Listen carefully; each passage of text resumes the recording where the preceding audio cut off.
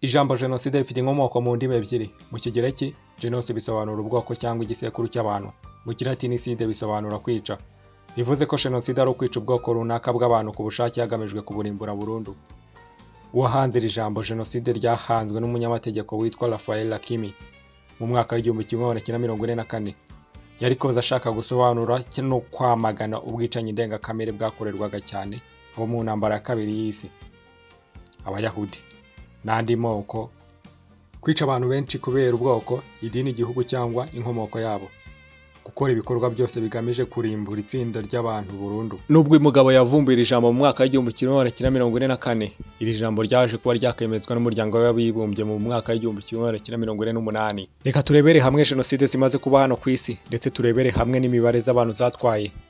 Turebere hamwe na jenoside zimaze kuba zakemezwa ku rwego mpuzamahanga. Nge tugiye kubona muri iki kiganiro ndi Turu. Mukomeze kugenda mudushyigikira mukanda subscribe ku Ihozo TV. Dukomeze kwibuka twiyubaka. The Holocaust, 1941 kugeza 1945, yakozwe n'abanazi bari bayobowe na Adolf Hitler.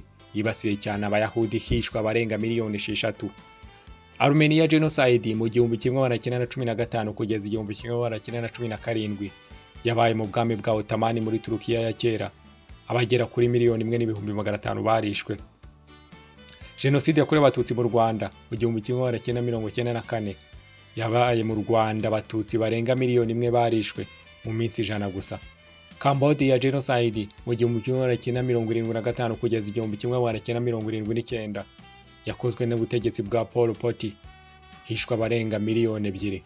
Muri Bosnia abarenga ibihumbi 8 barishwe.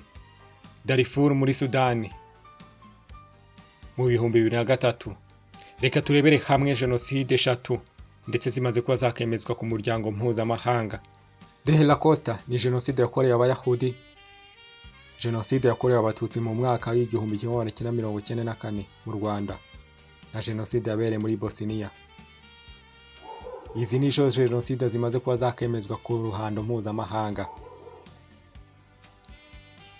Reka twibuke twiyubaka, kandi mukomeze kugenda mudushyigikira mukanda subscribe ku Ihozo TV. Nitwe turi kumwe muri iki kiganiro ndi Turu.